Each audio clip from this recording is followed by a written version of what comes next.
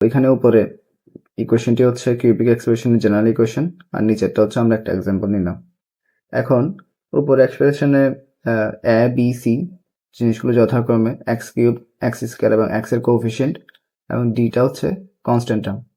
এখন এই ইকুয়েশনটা যদি আমরা নিচের ইকুয়েশনের সাথে কম্পেয়ার করি, তাহলে এখানে এ ইজ ইকুয়াল টু দাঁড়ায় 1, যেহেতু এক্স কিউবের কোনো কোএফিসিয়েন্ট দেওয়া নাই, তার মানে হচ্ছে 1।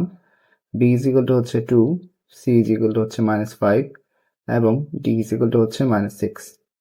এখন যদি আমরা এই এক্সপ্রেশনটাকে ফ্যাক্টরাইজ করতে চাই, তাহলে প্রথমে আমরা ক্যালকুলেটরে ইকুয়েশন 5 এ যাব, দেন আমরা এটার সাথে ম্যাচ আপ হচ্ছে ইকুয়েশন 4, এখানে এর ভ্যালু খুঁজতেছে, এর ভ্যালু হচ্ছে 1, বি এর ভ্যালু খুঁজতেছে, বি এর ভ্যালু হচ্ছে 2, সি এর ভ্যালু এবং ডি এর ভ্যালু যথাক্রমে -6।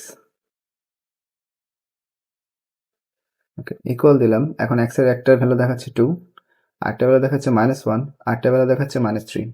তাহলে আমাদের এক্স এর ভ্যালু তিনটা দেখাচ্ছে, আমরা চাইলে যে কোনো একটা চুজ করতে পারি। তো আমরা যদি এক্স এর ভ্যালু সাপোজ আমরা চুজ করলাম এক্স ইজ ইকুয়াল টু -1, তাহলে সেটা ওই পাশে চলে আসলে ফ্যাক্টর করলে সেটা হয় এক্স প্লাস 1। তাহলে এখন দাঁড়াইলো এক্স প্লাস 1টা হচ্ছে এই ইকুয়েশনের একটা ফ্যাক্টর। তো ইকুয়েশনটা লিখলে আমরা ফ্যাক্টরটা লিখি এক্স প্লাস 1। এখন আমাদের ছিল এখানে এক্স কিউব, তাহলে আমাদের এখানে এক্স কিউব আনা লাগবে। কেমনে আনবো? এখানে জাস্ট একটা এক্স স্কোয়ার মাল্টিপ্লাই করলে, এটার সাথে মাল্টিপ্লাই করলে এক্স কিউব চলে আসে।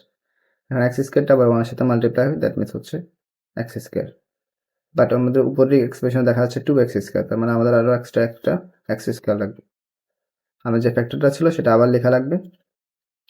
এখন এই এক্স স্কোয়ারকে জেনারেট করতে গেলে আমাদের কি লাগবে? এখানে একটা এক্স দেওয়া লাগবে।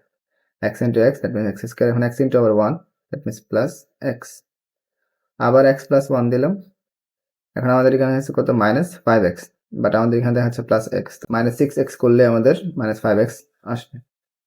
করলাম, তাহলে এখন -6x আনার জন্য এখানে -6 দেওয়া লাগবে। -6x হয়ে গেল, প্লাস 1 ইন্টু -6, দ্যাট মিনস -6।